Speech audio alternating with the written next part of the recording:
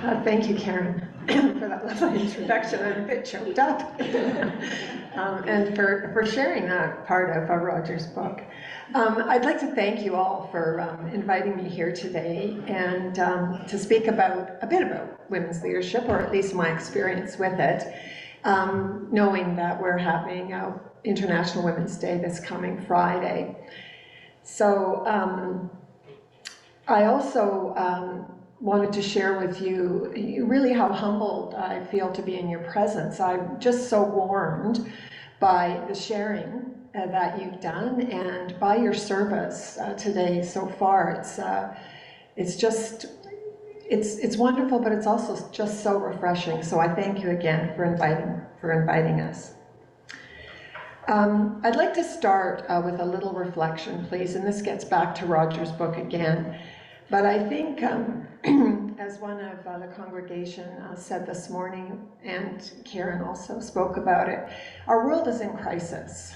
And I know we're here together and we're sharing and it's uplifting, but I thought that I would just start with this kind of to honor the plight of many of our fellow community members. Becoming a humanitarian. Thursday, September 8, 1994, just outside the Behatch Pocket. It was perfectly made and perfectly painted, so full of sadness, that tiny white coffin. I had first spotted it 2 days before, tucked away in a quiet corner where the mail destined for the subdelegations was kept. I hoped I would not be tasked with its delivery, but here it was on the floor of my Land Cruiser, being tossed around with all the other equipment: shovel, blanket, wheeljack, snow chains, tools, spare parts, extra fuel, medical kit, sleeping bag, stove, and water. With Bob Dylan playing Blowin' in the Wind, I edged off the road onto a section of dried out riverbed. I had used the route many times since arriving in the former Yugoslavia. Suddenly, the army of the Republika Srpska Krajina started firing Ojanj 128mm multiple rockets over my head. As usual, I had forgotten my flak jacket and helmet. Feeling exposed, I sped up, hearing the little coffin bouncing around. Realizing the rockets were not aimed at me but into the town, I eased off and took a breath. What was I doing here? Operation Storm was the largest battle on European soil since the Second World War. The last major battle of the Croatian War of Independence, the operation covered 10,400 square kilometers across a front of 628 kilometers.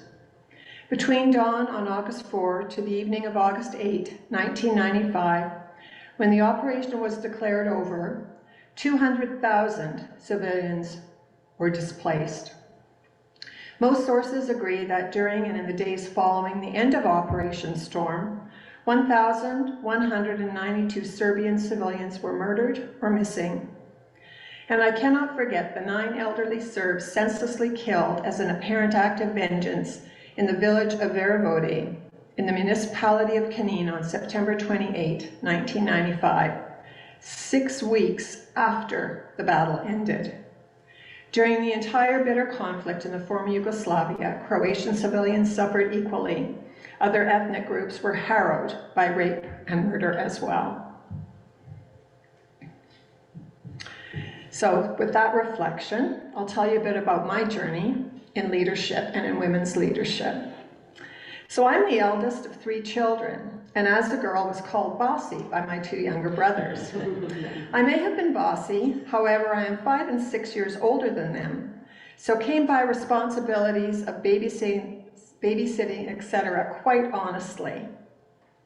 As many girls of the time were, I was involved in brownies and Girl Guides, where I had the experience of developing skills, supporting my independence and critical thinking. As a youth, I joined other service organizations which had the mandate of promoting leadership skills, community involvement, and philanthropy. I was on the high school student council, where I learned more about leadership, and although I did run for school vice president for grade 11, I was soundly beaten by a much more qualified young woman. Later in high school, I was a member of Job's Daughters International and was elected to the position of Honored Queen. What I gained from that experience was a connection to our community, in understanding some of the gaps, and in helping where we could provide help to those who needed our help. This experience prodded me to ensure that I carved out time to give back, if you like. When I graduated from high school, I spent time traveling through Europe and Morocco. I have to tell you that I was as nervous as heck at the beginning of my travels, but over my 9-month adventure, I gained confidence, as well as seeing the experiences and points of view of others compared to my relatively sheltered upbringing. I'm a nurse by profession, and nursing has always been my calling. When I returned from my travels in Europe, I graduated with a diploma in nursing. After consolidating my education in Vancouver for a year, I headed off to Australia. This was another wonderful adventure, and I gained my first professional leadership position at the Royal Melbourne Hospital. It was there that my leadership career in healthcare began. I've had the privilege of holding several leadership positions in healthcare in Melbourne, Australia, Vancouver, Victoria, and in the international humanitarian realm in Armenia, in the former Yugoslavia, as we've just talked about, and in Georgia, the former USSR. Well, I thought at times I was in the right place at the right time to be offered these opportunities. I have come to realize that I was in fact building upon my experiences towards successfully securing leadership positions and experience. I'll just share with you something that I think many of us experience, and that's the notion that we're frauds. We're asked to do something, oh, I don't think I can do that. So I started my undergraduate degree 2 decades after holding leadership positions in healthcare. And this was after I had been in the former Yugoslavia. It was after I had been in Soviet Armenia, where I would march into the KGB office and demand things. You know, you're out of context, you have a lot of strength, and you just go for it because you think it's just the right thing to do, and the consequences seem negligible. However, I'm in the elevator at UBC, first day of classes, shaking, quivering, and thinking, what am I doing here? I'm a fraud. I'm just not clever enough or good enough to be doing this job. Of course, it turned out that I wasn't a fraud, but I was seriously doubting myself and my abilities. This is a common barrier for women pursuing leadership positions. The literature supports this notion, and according to the American Association of University Women, women are more likely to diminish and undervalue their professional skills and achievements than their male counterparts. The importance of gender equity in leadership roles cannot be underestimated. According to the Massachusetts Institute of Technology, higher rates of women representation in leadership are associated with a variety of benefits for organizations. Greater gender equity contributes to wider economic benefits, increased productivity, and improved development results. This means that gender representation is beneficial for everyone, not just women. As my career in healthcare moved along in the leadership realm, so did my volunteer career. When I returned from my first overseas position in Armenia after the earthquake in 1990, I was recruited into the Canadian Red Cross as a volunteer. I happily agreed to do it because I thought it would be nice to do something manual, like putting together relief packages or something. I wanted to produce something and be told what to do. Sara, go along here and get all this ready for us. That's what I wanted to do. However, I was recruited to develop and implement the local international services program through the volunteer program. And as such, I unknowingly, at the time, became a member of the board of directors locally in Vancouver. Over time, this led me to progressive governance positions regionally and ultimately as the chair of the National Board of Directors of the Canadian Red Cross.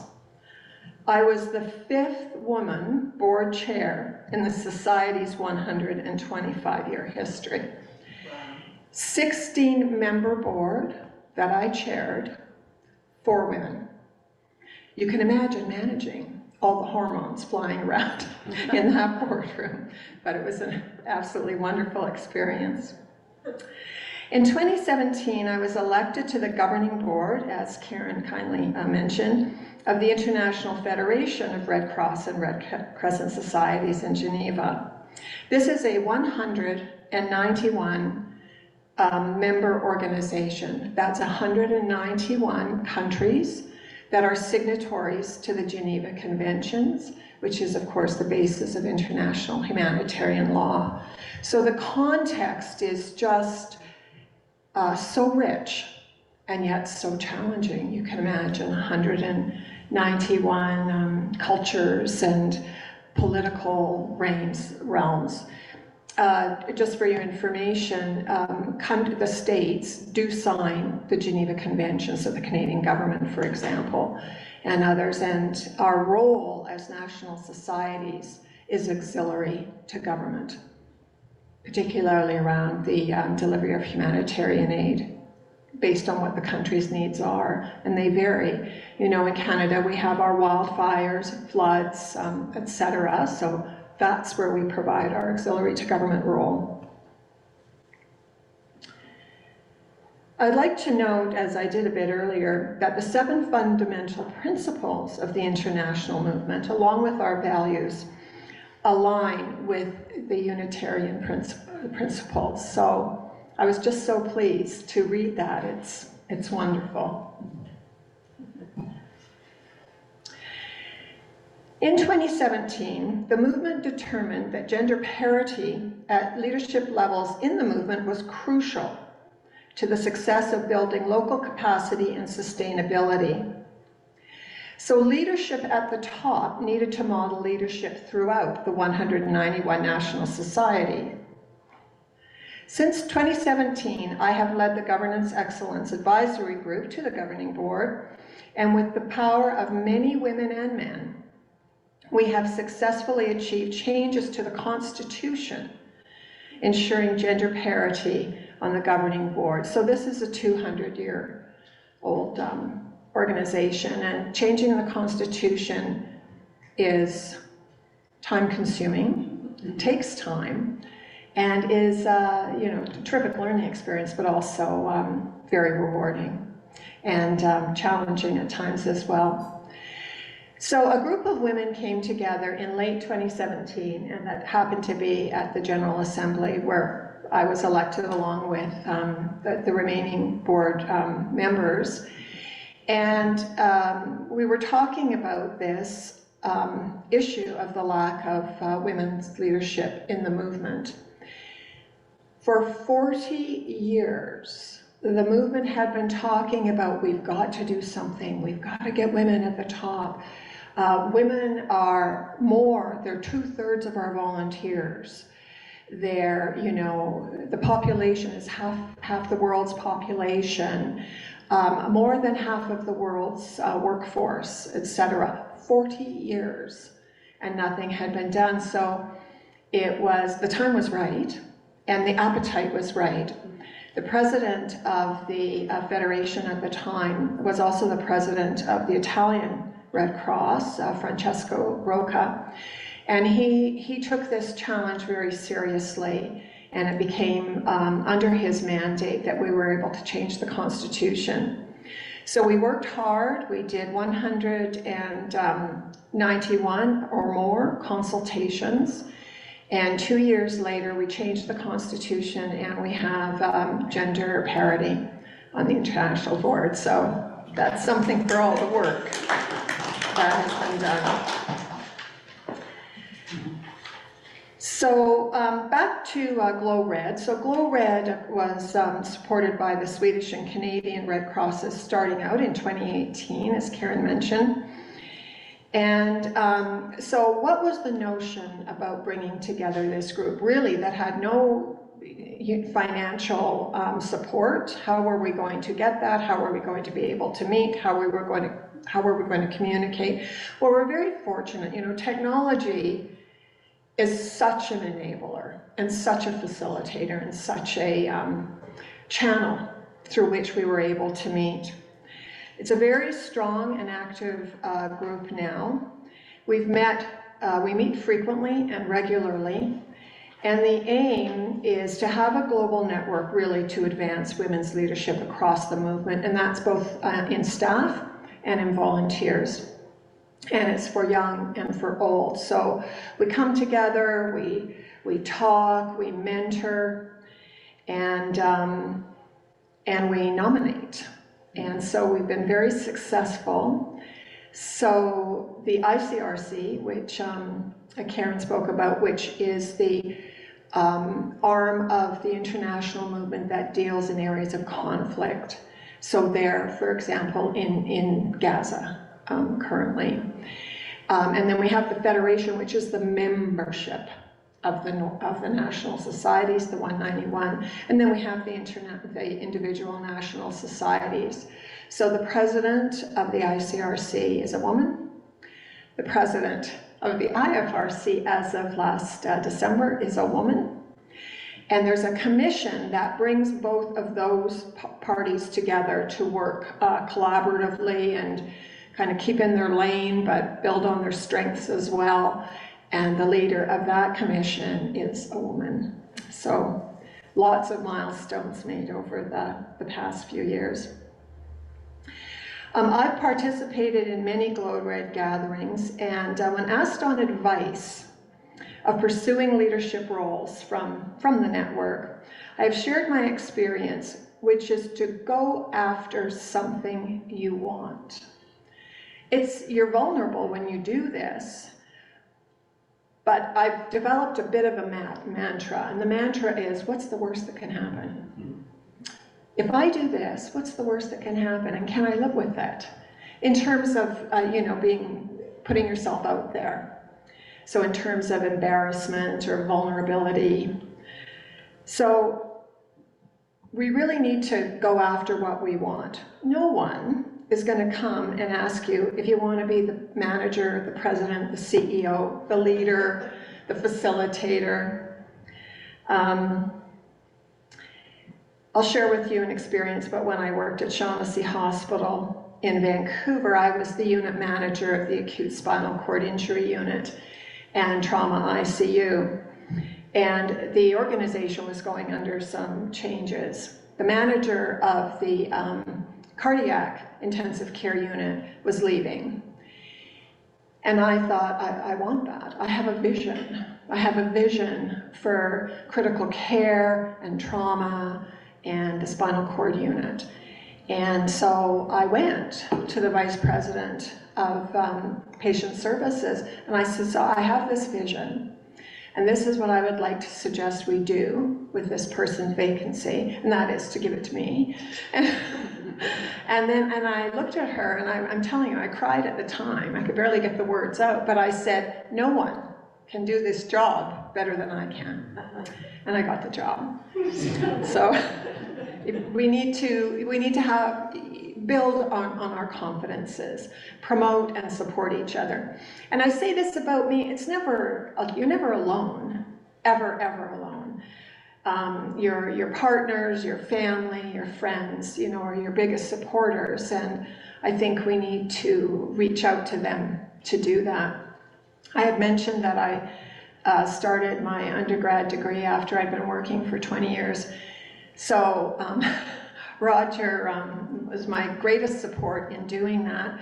We had a baby at the time, and we had dial-up internet. Was it dial-up? Yeah, phone. You plug in your phone jack. And so there we'd be at midnight and 2 o'clock in the morning, and Roger's looking up things in dictionaries, and we're trying to get on to Britannia to do papers and such. It was such a, you know, it's our degree for sure. And then, so then I liked it so much, I just enrolled in a master's program, and Roger got me through that as well. So we never do this alone, and in terms of leadership, we need to look around us because we all have supporters, people that we learn from. I learn every day. So I'm thrilled that Glow Red has become a forum for emerging women, of course, emerging women leaders to come together with a goal to strengthen the movement. There's a goal here, and the goal is the collective goal for the community. And that's what we're talking about. It requires constant attention, however, and always includes men champions as well. So I just wanted to share with you some facts. According to United Nations Women, 7 young women for every 10 young men complete upper secondary school in low-income countries. If we want more future female leaders, we need to close the gender gap in education. And between 1990 and 2017, women made up only 2% of mediators, 8% of negotiators, and 5% of witnesses and signatories to global peace processes. According to the Council of Foreign Relations, when women are included, peace negotiations are 35% more likely to succeed. According to the American Association of University Women, research shows that gender-diverse managerial teams are related to positive performance outcomes. And sadly, according to the world's most comprehensive research on women in the workplace, globally, women are currently 118 years away from closing the gender gap. I'll close my presentation with the theme of International Women's Day, Karen's favorite day, which of course is this coming Friday.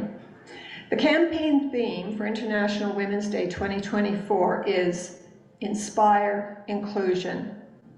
The platform states that when we inspire others to understand and value women's inclusion, we forge a better world. And when women themselves are inspired to be included, there's a sense of belonging, relevance, and empowerment. Collectively, let's forge a more inclusive world for women. Lear Now, in their article on the importance of women in leadership roles, states that having more women as leaders can make an organization thrive in great strides. From better representation of customers and stakeholders to increased innovation and creativity, improved decision-making, and increased profitability and performance. Promoting gender diversity is not only the right thing to do, but also makes good business sense by creating a culture of inclusion and supporting women's advancement into leadership roles with proper care. I know, as evidenced in the literature, that societal and economic outcomes will improve with gender parity in leadership, which strongly aligns with our shared principles. Let's work together to close the gender gap. Thank you.